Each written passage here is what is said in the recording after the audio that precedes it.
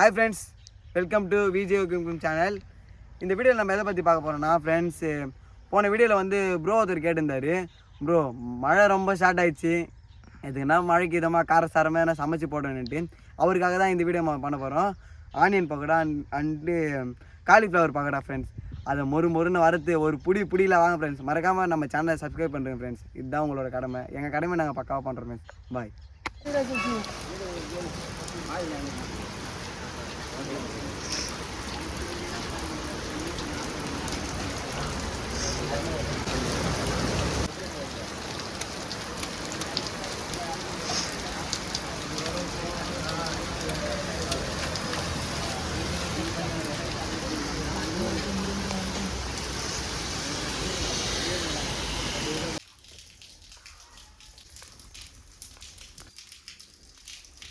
Friends பார்த்தீங்களாண்ணா, இப்போது ஒரு இடம் வந்து நம்ம அந்த அடுப்பு பற்ற வச்சாச்சு. பார்த்தீங்களாண்ணா, இப்போது நம்ம அடுப்பு மேலே கடாயை வச்சிட்டோம்.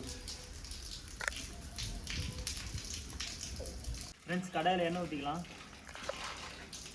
ஒருத்தர் கமெண்ட் பண்ணியிருந்தார் ஃப்ரெண்ட்ஸ், நம்மளுக்கு காலிஃப்ளவர் பக்கோடா செஞ்சு போட சொல்லி. இப்போ அதனால தான் நம்ம வந்து வீடியோ எடுத்துகிட்ருக்கோம். அண்ணன் வந்து காலிஃப்ளவர் கட் பண்ணுறாரு பாருங்கள்.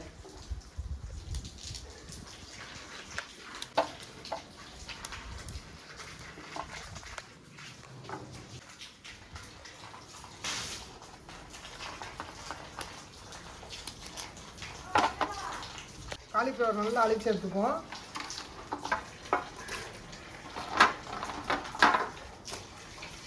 நாங்கள் தண்ணியில் போட்டு காலிஃப்ளவரை நல்லா ஒரு 2 அலசு அலசிக்கலாம்.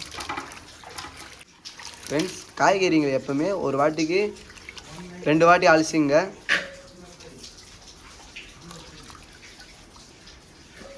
ஃப்ரெண்ட்ஸ், இன்னொரு வாட்டி வந்து காலிஃப்ளவரை தண்ணியில் போட்டு இன்னொரு அலசு அலசிக்கலாம். வாங்க காலிஃப்ளவரை அலசிட்டு வேறு பாத்திரத்துக்கு மாற்றிக்கலாம்.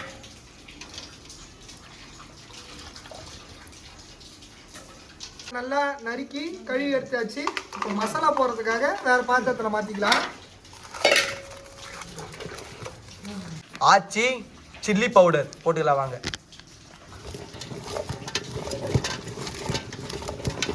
சிக்கன் 65 மசாலா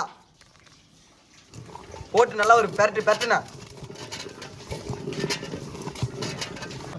தேவையான அளவுக்கு சால்ட் உப்பு போட்டுக்கலாம்.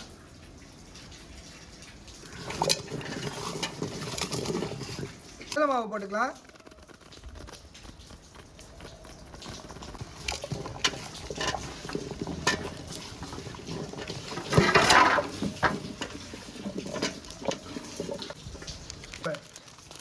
சோள மாவு,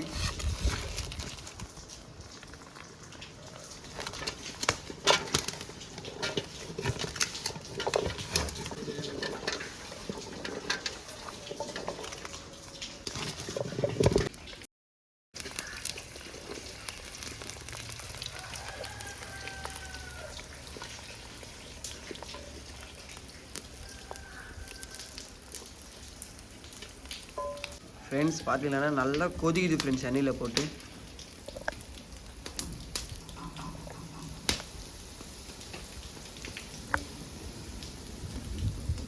ஸோ ரெடியாக வந்து காலிஃப்ளவர் அழகாக பொரிஞ்சிடுச்சு. இப்போ வாங்க கருவேப்பிலை இதில் தூவிக்கலாம் லைட்டாக மேலே.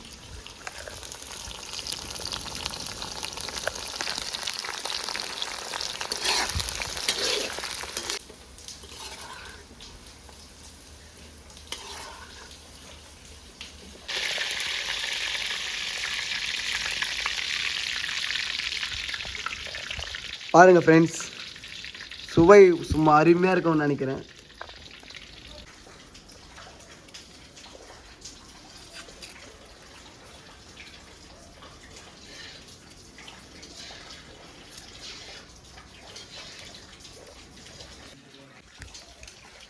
ஃப்ரெண்ட்ஸ், ஆனியன் பக்கோடாவுக்கு வந்து இப்போ நம்ம ஆனியனை கழுவி ஒரு இலை மேலே வச்சுக்கலாம்.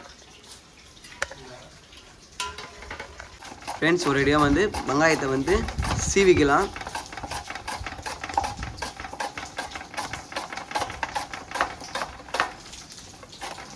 சூப்பராக இருக்கும் வெங்காயம் பக்கோடா.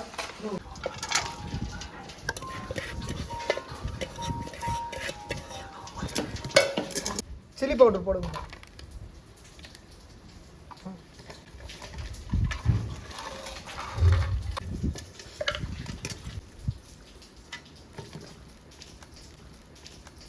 கடலை மாவு,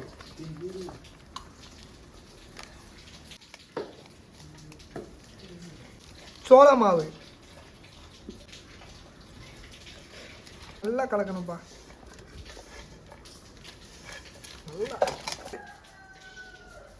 தண்ணீர். ப்ரோ தண்ணீரை ஊற்றி நல்லா கலக்கினாதான் ஃப்ரெண்ட்ஸ் நல்லா இருக்கும். பக்காவாக ஒரு ஆனியன் பக்கோடா. ஒரு ரெடியாக வந்து ஆனியன்லாம் போட்டு மாவு போட்டு எல்லாம் மிக்ஸ் பண்ணி வச்சுருக்கோம். இப்போ வந்து அதை வந்து எண்ணெயில் போட்டு பொரித்து ஒரு பிடிக்க வேண்டியதுதான்.